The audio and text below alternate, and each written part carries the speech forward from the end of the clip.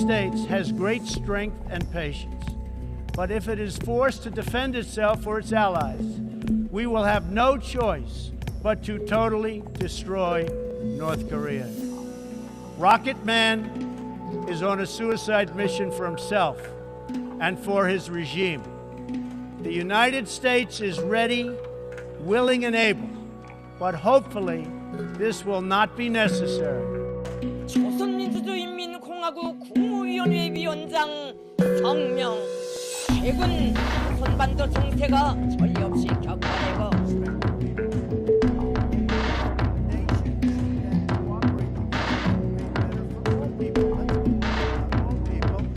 And we can't have madmen out there shooting rockets all over the place. 하려고 했지만 오히려 그러하여 우리는 전체 미국 땅이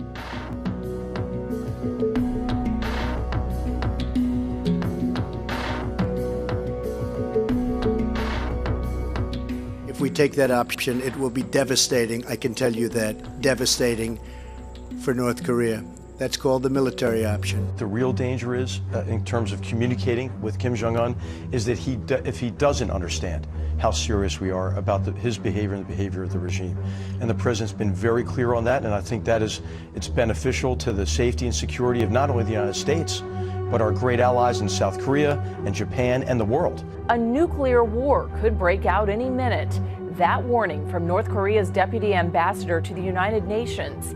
He told a UN committee Monday that his country has been subjected to, quote, an extreme and direct nuclear threat from the United States. The deputy ambassador also warned that all of the North American mainland is within their firing range. Things have been more than tense between the U.S. and North Korea thanks to increasingly tough UN sanctions and the war of rhetoric between President Trump and Kim Jong-un, trading insults like Rocket Man and mentally deranged. The president has ruled out talks with Pyongyang, but Secretary of State Rex Tillerson said just a few days ago that diplomacy will continue until the first bomb drops. At a meeting with Japanese officials in Tokyo, Deputy Secretary of State John Sullivan also expressed hope for diplomacy while acknowledging it might not work. We must, however, with our allies in Japan and South Korea and elsewhere, to be prepared for the worst should diplomacy fail. Vice President Mike Pence did his part to assure Japanese representatives that the U.S. is ready and able to stand up to North Korea. The United States of America will continue to bring the full range of American power to bear on the regime in Pyongyang, as we hope to achieve through diplomatic and economic means a peaceable solution. All this happening as the U.S. and South Korea begin joint military exercises off the Korean peninsula involving fighter jets and warships.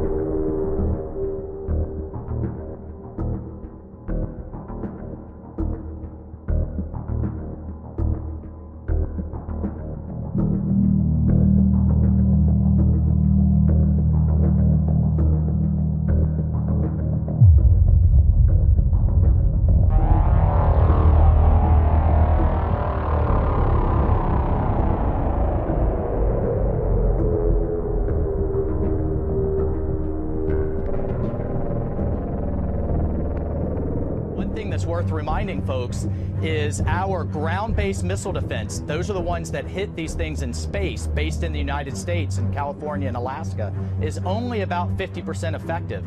I'm not willing to roll the dice, and I don't suspect this president is either.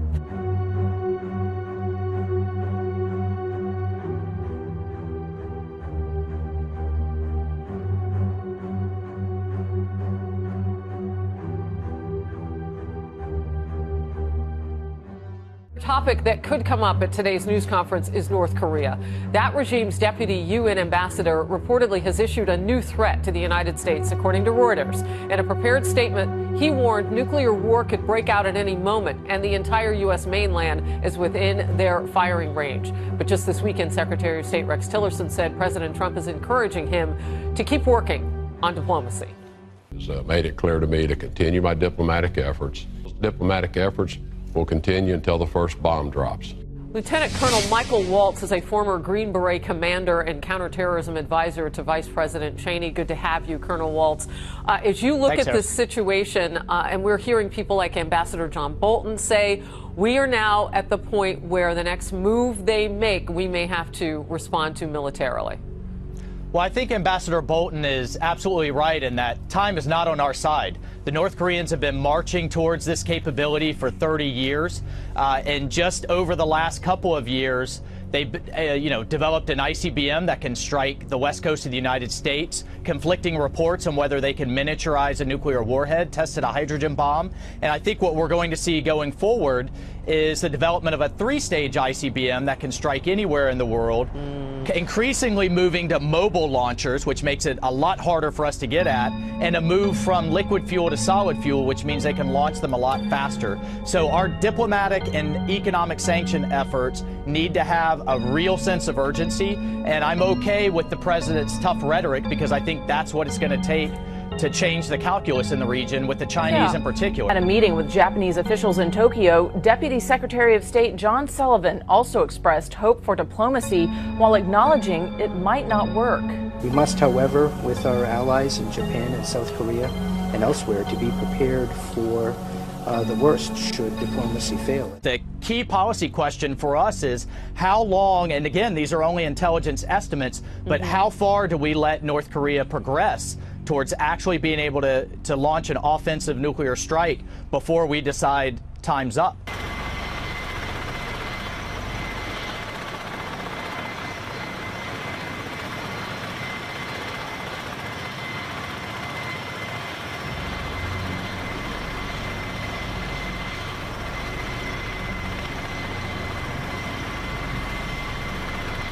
The president's critics have said that they have concerns that the president is escalating rhetoric and making things worse. You say what? Well, I say that actually the credible threat of military force is what makes our diplomacy effective. It's that belief with Kim Jong-un and the Chinese leader Xi that we will actually take this program out and take this regime out rather than accept some type of détente. It is that belief that is going to, I think, make them finally take action. The Chinese could choke off the North Korean regime economically tomorrow if it wanted to, but right now it sees this as a United States problem and a South Korean problem, not their problem. That's the dynamic that has to change. And, when you talk about those sanctions, you've got the UN sanctions, the Treasury secondary sanctions, the Chinese banking sanctions all together. How much difference are they making right now? Well, the Chinese are very good at kind of agreeing to things publicly, but then not actually enforcing. And so it's that enforcement piece where we have to hold their feet to the fire. And on the secondary side, that means we are actually sanctioning Chinese entities who do business with North Korea. I want to see us, on the diplomatic side, expand a coalition of others, Europeans, the Australians, Southeast Asia, that are also sanctioning those Chinese entities. It's only when China feels the economic kind of pain from its business with North Korea do I think they'll actually take action. All right, let's talk about the military. Colonel Waltz, what does it look like if we do have to stick a foot in? Because it won't be a toe. It'll be a foot if we have to respond to something.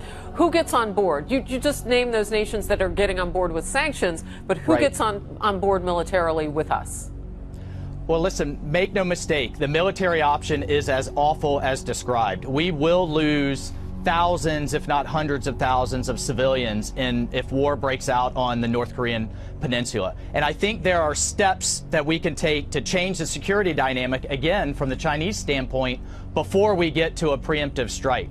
That is, we could reintroduce tactical nukes back into South Korea. We had those up until the 90s. The Japanese are looking at going offensive with their military, which right now is precluded by their constitution. So I think if China looks at the security landscape and sees things moving in a direction it doesn't like, again, it might finally take action. So, you know, I guess the worry is that China may take too long and that the clock is not really ticking the way it is for North Korea and China simultaneously. China can kind of sit back and feel the weight of the sanctions, but if North Korea just calls on a Wednesday and says, or doesn't, and does something without calling, that they're ready to go with their nukes, I mean, are the timetables going to link up? Can we wait for China to make a decision to get tough? Well, that is, Harris, the critical question, and what I would expect President Trump is going to be raising with Chinese President Xi in his Asia trip that's upcoming. And, you know, I can't imagine, you know, one thing that's worth reminding folks is our ground-based missile defense. Those are the ones that hit these things in space, based in the United States and California and Alaska, is only about 50% effective. I'm not willing to roll the dice, and I don't suspect this president is either. Look, I just want to bring up the point. We made a deal that far benefited Iran more than it did anybody else, including us, and we barely have eyes on what they're doing through the IAEA. We don't have the kind of eyes on North Korea and what they're doing. So are we even confident that we know where they are right now? That's a fair question. Yes or no? And then I got to let you go. I don't know, and I don't suspect that folks here in Washington know, because we don't have great assets in North Korea. Yeah.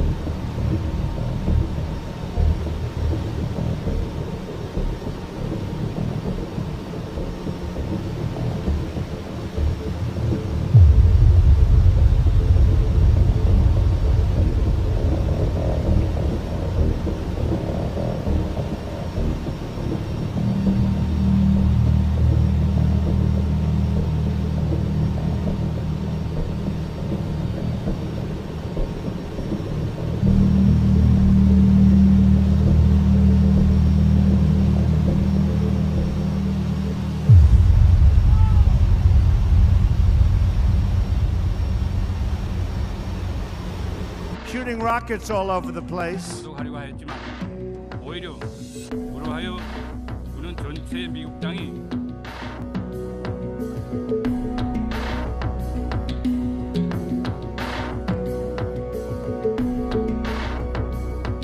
If we take that option, it will be devastating. I can tell you that. Devastating for North Korea.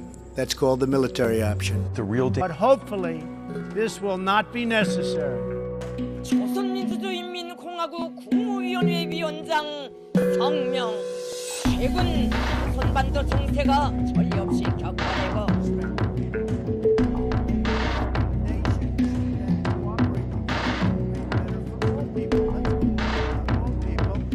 And we can't have madmen out there. danger is, in terms of communicating with Kim Jong-un, is that if he doesn't understand how serious we are about his behavior and the behavior of the regime. And the president's been very clear on that, and I think that it's beneficial to the safety and security of not only the United States, but our great allies in South Korea and Japan and the world. A nuclear war could break out any minute.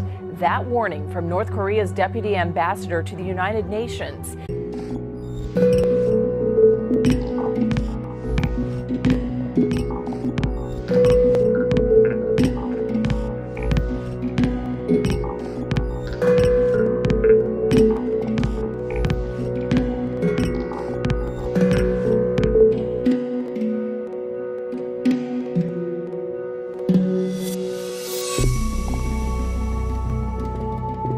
The United States has great strength and patience, but if it is forced to defend itself or its allies, we will have no choice but to totally destroy North Korea. Rocket Man is on a suicide mission for himself and for his regime. The United States is ready, willing, and able